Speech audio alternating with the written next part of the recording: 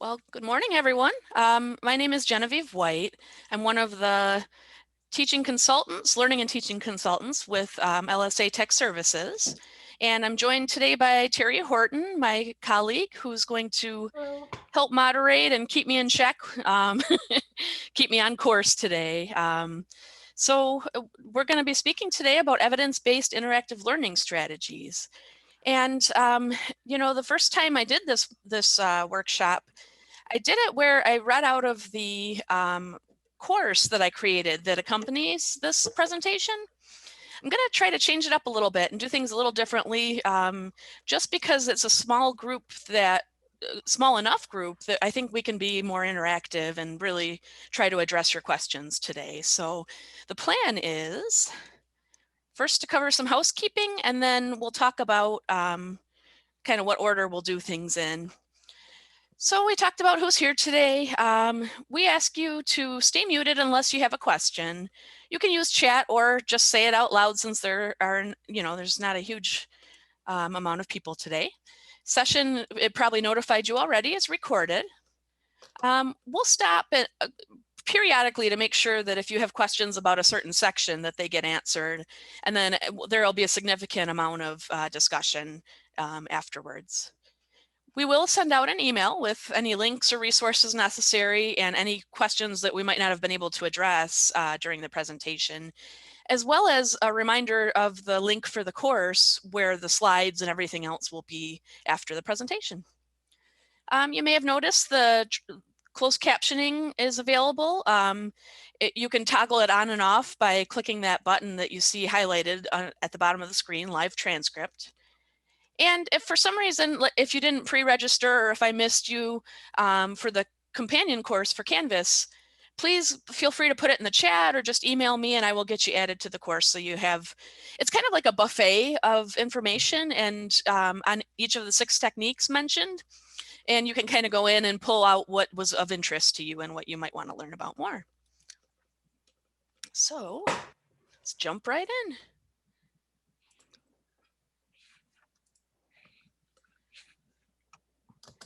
Oops, that's out of order. There we go.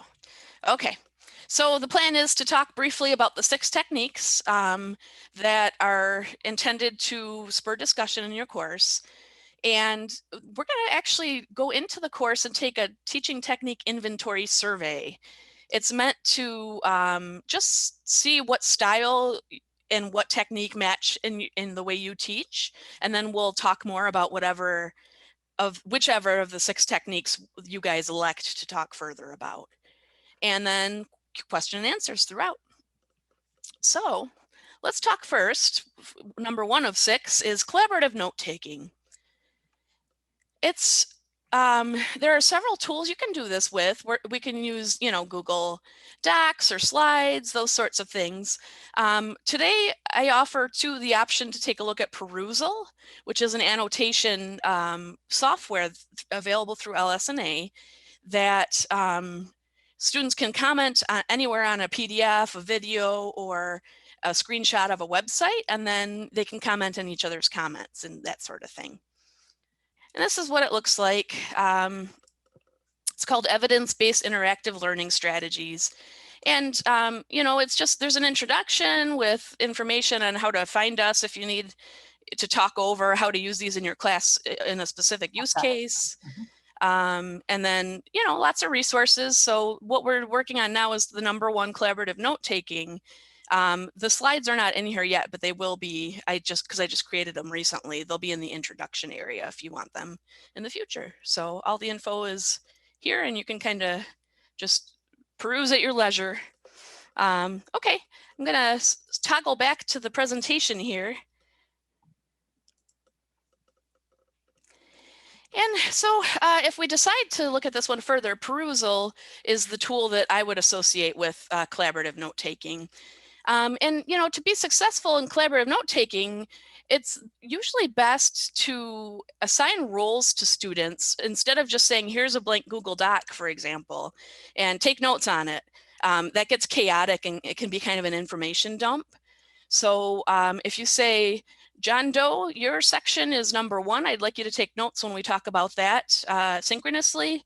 and Jane Doe, you're section 2, or something to that effect. So, and stating what the norms are, kind of what you expect them to be taking notes on. This collaborative note taking is a way for students to process the information. There's a lot of research saying that just taking in information isn't all that effective, but when you do something with it and sort of produce something with it, it tends to be more effective. So if you state what the norms are, I expect you to take thorough notes in this way, for example. You give them expectations before and during the activity, because students are processing a lot and they might hear what you say but not process it and get to the activity of note taking and forget what they're supposed to be doing exactly. So if you can find a way to share the doc with them or put the instructions on the note taking document itself. And then the last thing about collaborative note taking that I'll cover, unless we decide to delve into it deeper, is for large groups, so large classes, if you're doing, for example, the Google Doc, you may consider doing multiple documents, because when a lot of people are in there editing at one time, it tends to crash. So, you might say group 1 and 2 or something to that effect based on the size of your class. So that's one option. And when I say option and that we'll delve deeper into it, there's a tool associated with each of these techniques that I would recommend. In this case, it was Perusal or Google Docs.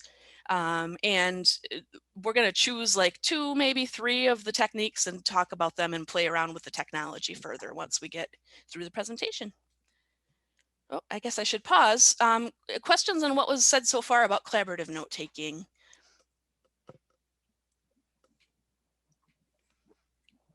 Okay, and there will be time for questions, later in case something comes up. The next one is polling, which we're used to. We're used to polling people's faces to see if they look confused. We're used to asking, thumbs up, thumbs down, or raise your hand when you have a question. But, in this remote environment, and I'd say in class too, there's software that can be used in person as well. Polling takes on a whole new dimension. And the software associated with the polling discussion today is iClicker Cloud. So if we decide we can play around with that software later. Some general ideas about polling with software. It's another technology added, another layer onto the pile of things people need to learn for you and for the students. So you have to have enough cognitive bandwidth available. You have to be able to learn a technology as well as the material and have that not be too much. Otherwise, you can just stick with something like Zoom polling, and that's simpler. It usually works best. In this case, we're talking about iClicker Cloud. If students download the app that's associated with it, it's a free app that they can put on their smartphones. And it looks like this picture here to students. It's a little fuzzy, but if we play with the software, you'll see it a little more clearly. It basically sends them a screenshot of your screen with the PowerPoint and then allows them to choose an answer. And this is the results that they get afterwards, saying they chose let me move my thing so I can see. They chose C, and C is the correct answer. And then one person out of that group must have chosen A and chosen incorrectly. So that's an option. And, polling with software, when is it worth adding that cognitive load of learning the software? Well, when you want to do more than just multiple choice, because this particular software, iClicker Cloud, has short answer, numeric, and click on the image. So if I asked a question about this picture and said, click on the spot where whatever, students could click on it and have to find the right location. So it's useful when you want to do more than just multiple choice polling or A, true, false kind of stuff. All right, on to debate. Seems pretty straightforward, having a debate. However, how do you enact something like that in this new online environment, for example? There are some best practices, and the software for debate requires a lot of preparation because there are a lot of unknowns, and you have to have a teaching style that is congruent with taking the risk of letting students run the show for a little bit. So it takes a lot of preparation to make that successful. So I suggest keeping the software very simple. I say use Canvas discussions, or even breakout rooms in Zoom, and that's something we can take a look at if that's one that we want to discuss further. So debate is often successful when you provide several rounds, meaning you don't just have them argue one point, but rather have students defend maybe a position that's not their own. Have them originally say what their opinion is based on the evidence, and then have them counter that to really get their metacognition going. Another way to help them think deeply and interact more is to spend time on their thinking, on their metacognition, and reflect, maybe in a third round, how did your thinking change after talking to people? Or how did your thinking change after hearing other arguments? And that really promotes that deeper thinking that we're after and that active learning. And finally, allowing an appropriate amount of time for the students to process what they've just seen, heard, and said, because it's a lot of action on the student's part. So making sure they have an appropriate amount of time to reflect. And that, one way to do that is having different rounds where they take on other positions or just process what they learned. Questions so far with debate?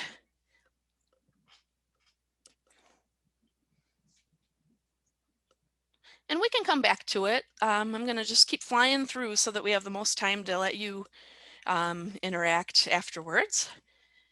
Then we've got Think, Pair, Share. This is one of our favorites in the LTC group, where you have students, you give a prompt and you say, all right, students, turn off your cameras or sit silently in class and think about this prompt. Do some journal writing or make a concept map or something like that, allowing them time to consider their own vantage point. In this example, it's not very clear, but it was on the book Beloved, and there was a prompt where they had to write about how they felt about one of the characters. And the character was beloved, which is, it can be metaphorical or it can be literal. And what they do is they think on it, produce something like writing down their thoughts, then you pair them up. And pair is not a literal term. It can be pairs of 4 or 5 in this instance by breaking them into groups via Zoom or in class. And then once they're paired up, they talk about what they uncovered in their thought process and share ideas and just sort of have a conversation about it. And then share, the third component of Think, Pair, Share is where someone from the group, a representative, speaks out and lets us know what was learned, what are the general thoughts, what was the consensus or not in the group. And then there's a broader class discussion about what was uncovered in that process. So best practices for Think, Pair, Share are to have students create something or produce something. I'm sure most of you have had it where you say, okay, I'm going to put you in these groups, in Zoom and talk about it. And it may not always be as productive as we would like. And, by requiring some sort of product at the end, that really helps students to focus on the task at hand once they get through their introductions to each other, if they haven't met already. And they can really produce something that is evidence that you can watch as well. Like this screenshot here is a set of 4 groups, and I was watching them simultaneously in the gallery view of Google Slides. So I could see them as they typed and know how far they had gotten. So this group got a lot done. Group 2 was probably stuck because they don't have much done. So I would probably visit group 2 after a while if they don't get a lot of content in there. So, having them produce something helps them focus, but also helps us kind of walk the room, where normally we'd walk around and see where people are at and know how much time to give them. This kind of replicates that. Another way to be successful with the Think, Pair, Share approach is questions should elicit deeper thinking, problem solving, and critical analysis if possible. So, not just surface questions, but the deeper ones that really do require some thought, since they're going to do thinking, pairing, and sharing about it, should be a deeper topic. And, you know, the best use of this is when a student, rather students in general, generally find a particular topic challenging. In the past, you've seen they always get stuck there. That's a great time to bring out Think, Pair, Share and to have them collaborate and have a discussion about the content to clear up misconceptions. I'll back out of this and show you a slide that kind of demonstrates a little bit better the many ways to break people up into groups. They can agree with the statement, disagree. You can have them choose from the pane in Zoom one of the icons and break them up into groups based on what they said. You can break them up purely on birth month, for example, and assign groups that way, you know, or do a poll. Let's find a better poll here. Okay, so have them answer to the poll, and then those that chose A go into group 1, B is breakout room 2, and so on. So there are a lot of ways to do it. You could also let them self-select groups. You know, if they just say, pick someone you haven't worked with before and go into that group. So. Okay, we're almost there through the talking part. Number 5 is concept map, and this is, you know, as old as time. They've existed forever. The difference now is that we know a little bit more about them and how they're best successful.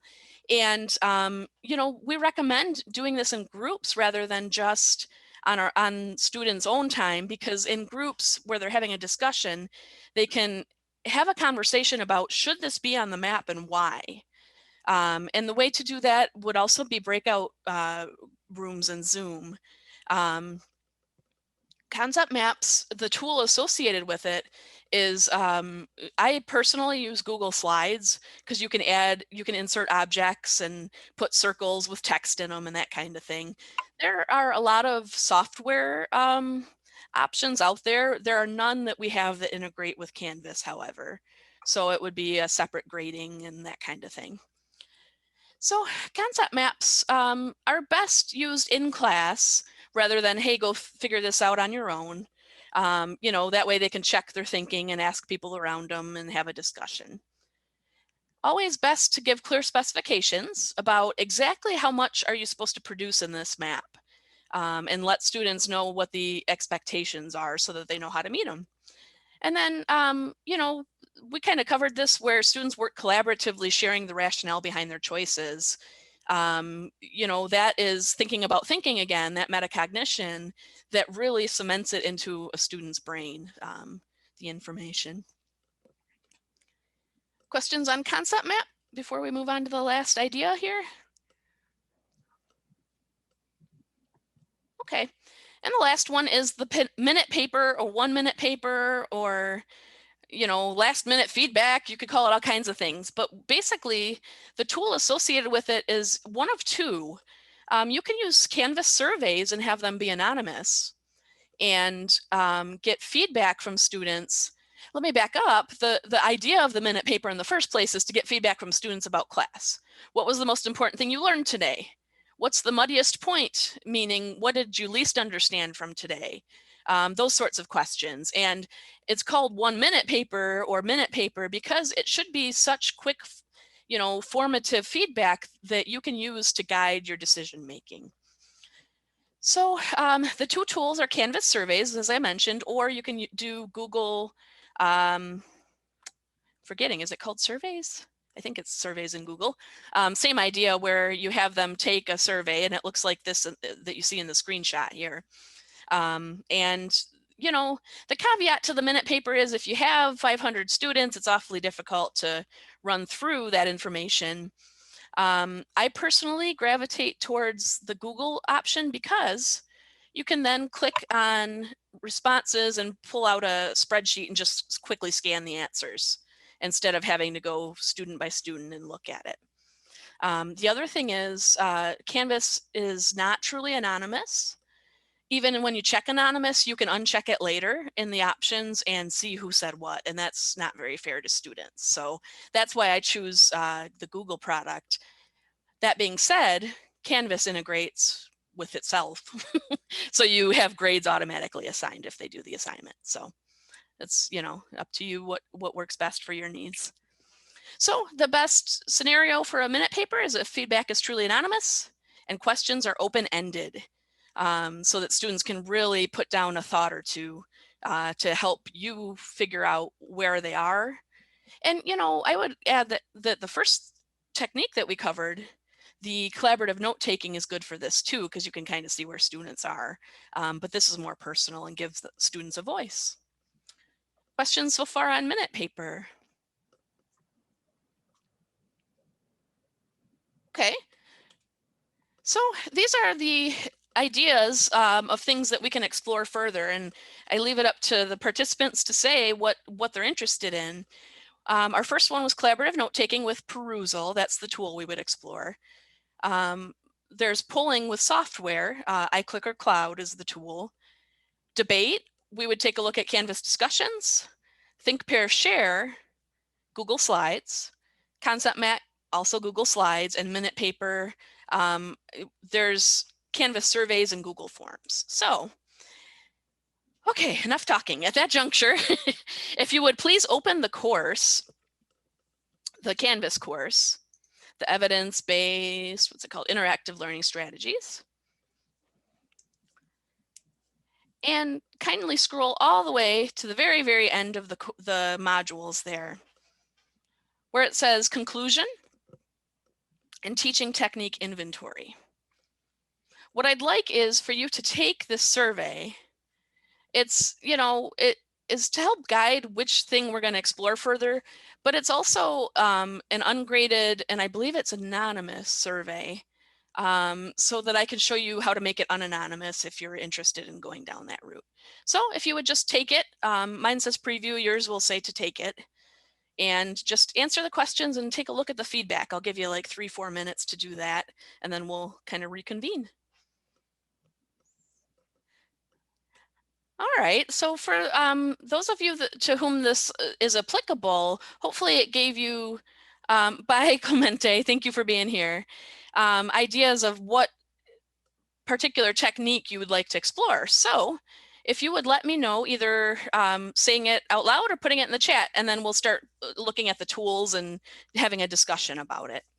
So let me pull up the 6 options again for you. There we go. I'm going to share with you, well, actually first, let me explain the course a little bit better. So the idea here is, let's say Think, Pair, Share is the one you're interested in. You just scroll down to Think, Pair, Share. There's an introduction and an overview of what it is. These resources are so that we can do stuff together in the workshop. And then after the workshop, yours won't have this because it's not published, but there are like an example of slides that could be used. Let's see. This is one I created actually based on a website. This is the one I was talking about, Beloved by Toni Morrison, where they work on this together in the group. So all the materials are there for you. You don't have to necessarily go through the course. It's just pick what applies to you. So that being said, where's Think, Pair, Share? There we go. Number 4. There are instructions under resources that say participating in the Think, Pair, Share. So normally I'd do a poll and then we'd break you out into groups, but since there are only a couple of us here, I'll just put you all in one group. And then I'm gonna share with you this document under resources again. Sorry, I'm jumping all over. So under Think, Pair, Share, resources, Think, Pair, Share, group activity, healthy diet. If you would click on the middle link under resources, and that should take you to a Google Doc.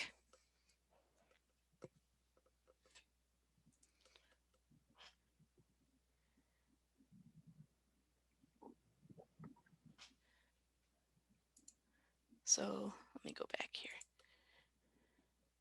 That was number 4, and then the middle resources option.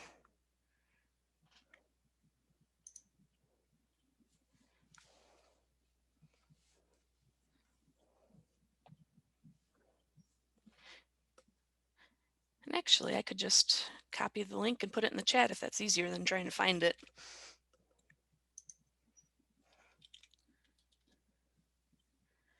There we go. Just dropped it in the chat there.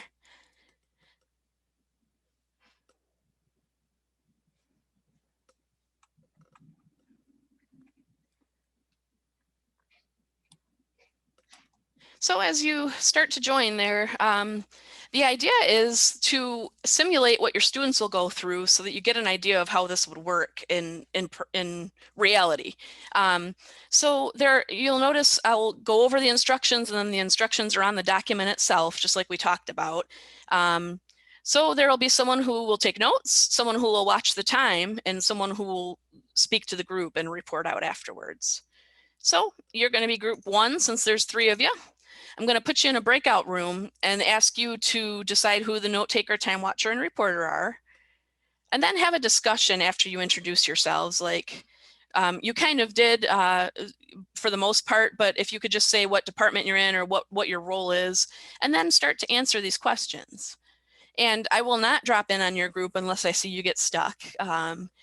And I'll give you maybe 5 minutes, but I'll watch and see how far you get and kind of go from there. Questions before I break you into a single breakout group or room? Okay, I'm gonna stop sharing. Looks like we're all in there. And let's see, breakout rooms, 1. Okay, I'm gonna send you in there, give you a few minutes to work together, and then we'll reconvene and have a discussion about how the technique went. Okay, concept maps. So I used this before with another group. The first presentation I did, we didn't have a whole lot of time to cover it. Let me put that in the chat. Okay, as you join here, the way that I recommend it is to put the core concept. Well, let me back up. So there are instructions that say find the map that corresponds to your group letter. So I found a way to sort them into groups. Then same thing, decide who's going to have what role, the recorder, the presenter, and that sort of thing. Record the names.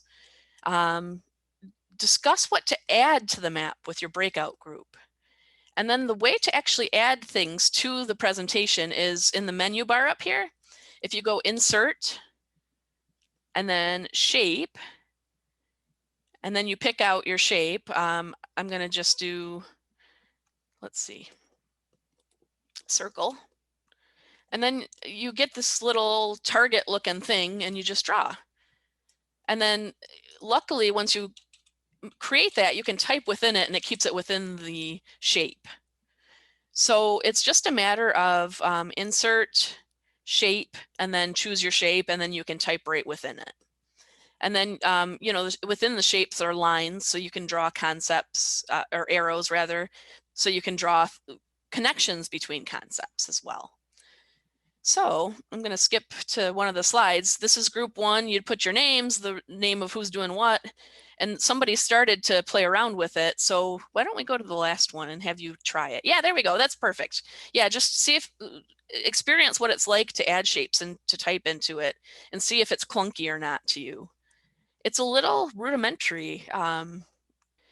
All right, and since we've got 1 minute left, I'm just going to abandon this idea completely unless there are other questions about it, and just show you the debate real quick in case you want to investigate it after the workshop. Mm-hmm.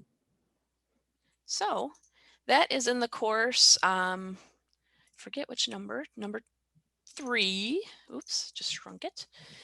So if you go under resources, this is something, if you're interested in how the debate would work, you can click on participating in the debate. It just tells you basically go to the Canvas discussions. And then it shows you an example of how to do those different rounds. So this first round is, you change the font color to your position statement. Eating vegan is healthier or eating paleo is healthier. And then you use the rubric, and there's a good rubric in here if you're interested in taking a look. It's going to look different to you, but there's a rubric associated that you can play around with and use and what have you. And so first one is your opinion. Next one is the opposite opinion. And you have to do the same thing, use evidence to support it. And then the third round would be to think about thinking. So after reading and defending multiple perspectives, what assumptions have you come to challenge, and so on. So that's there if you want to take a look at it. We are over time, so I don't want to keep you and be, you know, disrespectful of your time, but I'm happy to take any other questions, and Terry's here to help us out too. So I'm happy to stay on a minute or two if anyone has questions.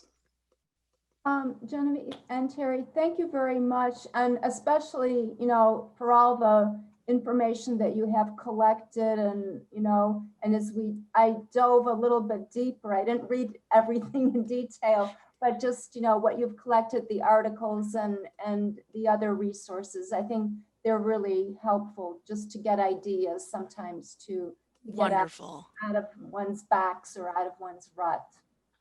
That's awesome. Thank you, Dee, for that feedback. Any other thoughts or questions or anything?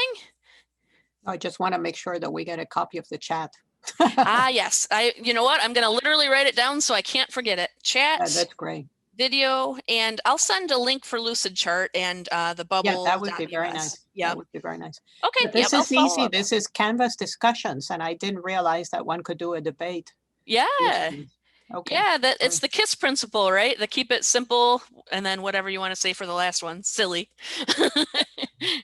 No, you know, with something like a controversial issues on immigration, I can really benefit from keeping it simple is important. Yes. Yeah. But the fact that they would take different positions and then argue them is very worthwhile. Yeah, and you know, especially valuable to me as the instructional design person is to use a rubric, because that really helps hone what you're expecting from students, and they tend to perform better when they know exactly what you're looking for in the discussion. And what would your rubric be?